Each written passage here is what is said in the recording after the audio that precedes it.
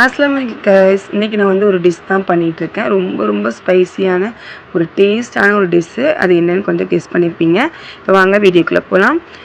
இதுக்கு வந்து நான் வந்து ஒரு 4 ஏலக்காய், ஒரு 2 பட்டை, ஒரு 4 கிராம்பு, அதுக்கப்புறம் வந்து ஒரு பெரிய டேபிள் ஸ்பூன் அளவுக்கு முழு மல்லி எடுத்திருக்கேன். அதை வந்து லோ ஃப்ளேம்லேயே வச்சு நல்லா சார்ட் அவுட் பண்ணிக்கோங்க, ஆயில் எதுவுமே விடாமல். ஸோ அதுக்கு கூட வந்து ஒரு டீஸ்பூன் கடுகு, ஒரு டீஸ்பூன் ஜீரகம், அப்புறம் வந்து ஒரு டீஸ்பூன் வெந்தயம் இதையுமே ஆட் பண்ணிவிட்டு நல்லா லோ ஃப்ளேம்லேயே வச்சு கடுகு வந்து நல்லா வெடித்து வர அளவுக்கு நல்லா வந்து நம்ம சாட்டேட் பண்ணி எடுத்துக்கலாம். அதை எடுத்து ஆற வச்சுட்டு அதுக்கப்புறம் வந்து சிக்கன் வந்து ஒரு 1/4 கிலோ அளவுக்கு போன்லெஸ் சிக்கன் எடுத்திருக்கேன், குட்டி குட்டி பீசஸாக. அது வந்து லைட்டாக உப்பு, அதுக்கப்புறம் வந்து மஞ்சள் தூள் சேர்த்து கொஞ்சம் ஒரு 10 நிமிஷத்துக்கு மேரினேட் பண்ணி வச்சுக்கிறேன். அதுக்கப்புறம் மேரினேட் பண்ணி வச்சுருக்க இந்த சிக்கனை வந்து ஒரு கடாய்க்கு மாற்றிட்டேன். நான்ஸ்டிக் தவாவில் நான் ஆட் பண்ணியிருக்கேன். அதை வந்து நம்ம வந்து எதுக்காக அப்படி பண்ணுறோம் அப்படின்னா, இந்த டிஷ் பண்ணுறதுக்கு வந்து நமக்கு வந்து கொஞ்சம் கூட அந்த சிக்கனில் வாட்டர் இருக்கக்கூடாது. ஸோ அதனால் அந்த வாட்டர் ரெடியூஸ் ஆகிற அளவுக்கு நல்லா அதை சாட்டேட் பண்ணி எடுத்துக்கலாம். ஆட்டோமேட்டிக்காகவே சிக்கன் வந்து வாட்டர் வந்து இதாகும். ஸோ அதை வந்து நம்ம வந்து நல்லா ரெடியூஸ் பண்ணுறதுக்காக நல்லா டைலூட் பண்ணி அதை வந்து சாட்டேட் பண்ணி எடுத்துக்கிறோம்.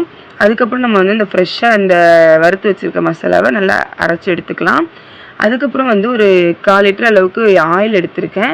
அதை வந்து நான் என்ன பண்ணியிருக்கேன் அப்படின்னா, நல்லா அந்த சிக்கனை வந்து அதில் வந்து ஃப்ரை பண்ணி எடுத்துக்க போகிறேன். நல்லா கோல்டன் ஃப்ரை ஆகிற வரைக்கும் ஃப்ரை பண்ணி எடுத்துகிட்டு, ஸோ அதுக்கப்புறம் வந்து அதே எண்ணெயில் அதே பேனில் வந்து இஞ்சி பூண்டு பேஸ்ட்டு ஒரு 2 டேபிள் ஸ்பூன் போல் ஆட் பண்ணியிருக்கேன். ஆட் பண்ணிட்டு நல்லா அதை வந்து நம்ம வந்து இதமான அடுப்பில் வந்து சிம்மில் வச்சுட்டு நல்லா சாட்டேட் பண்ணிக்கிறோம். அதுக்கப்புறம் வந்து அந்த நம்ம ஃப்ரெஷ்ஷாக அரைச்ச அந்த மசாலாவை இதே எண்ணெயில் ஆட் பண்ணி நல்லாவே அதையுமே நல்லா பொரிய விட்டு நம்ம எடுத்துக்கிறோம்.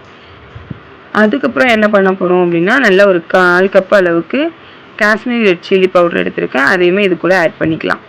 ஆட் பண்ணி நல்லா வந்து பச்சை வாசம் போகிற அளவுக்கு நல்லா மிக்ஸ் பண்ணி இதை வந்து நல்லா சாட்டேட் பண்ணி எடுத்துக்கலாம்.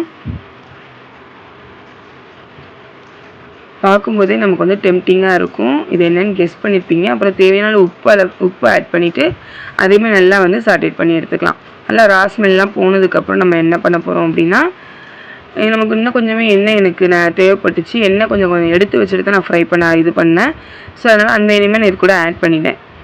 ஆட் பண்ணி நல்லா வந்து அதை சாட்டேட் பண்ணிக்கிறோம். அதுக்கப்புறம் நம்ம வந்து நம்ம பறித்து வச்சுருக்கோம் இல்லையா, அதையுமே இது கூட ஆட் பண்ணியிருக்கேன். இப்போ இதை நீங்கள் கண்டிப்பாக கெஸ் பண்ணியிருப்பீங்க. எஸ், நம்ம யூடியூப்லாம் ஃபேமஸாக, இன்ஸ்டாகிராம்லாம் ஃபேமஸாக போயிட்டுருக்குல்ல, அந்த ஸ்பைசி சிக்கன் ஊறுகாய் தான் நம்ம பண்ணிகிட்ருக்கோம். செம்ம டேஸ்ட்டாக சூப்பர் ரெசிபிங்க. கண்டிப்பாக ட்ரை பண்ணிவிட்டு கமெண்டில் சொல்லுங்கள் எப்படி வந்துச்சுன்னு சொல்லிவிட்டு. இது கூட நம்ம லாஸ்ட்டாக என்ன பண்ண போகிறோம்னா, ஒரு பெரிய சைஸ் லெமன் எடுத்து இந்த மாதிரி ஆட் பண்ணிக்கிறேன். லெமன் ஆட் பண்ணும்போது நல்லா கெட்டு போகாமல் இருக்கும். ஸோ அதுக்காக நல்லா ஆற வச்சதுக்கப்புறம் இந்த மாதிரி ஒரு கிளாஸ் பவுலில் நம்ம வந்து அதை ட்ரான்ஸ்ஃபர் பண்ணிக்கலாம். இதை வந்து நீங்கள் வந்து வெளியே வச்சு 1 மந்த்துக்கு யூஸ் பண்ணலாம். ஃப்ரிட்ஜில் வச்சு ஒரு எவ்வளோ நாள் வேணாலும் யூஸ் பண்ணிக்கலாம். ரொம்பவே டேஸ்ட்டாக வந்துருந்துச்சு. நாங்கள் மோஸ்ட்லி இஃப்தாருக்கு இதை தான் யூஸ் பண்ணுறோம். பாய் ஃப்ரெண்ட்ஸ், வீடியோ பிடிச்சிருந்தா கண்டிப்பாக மறக்காமல் சப்ஸ்கிரைப் பண்ணிக்கோங்க.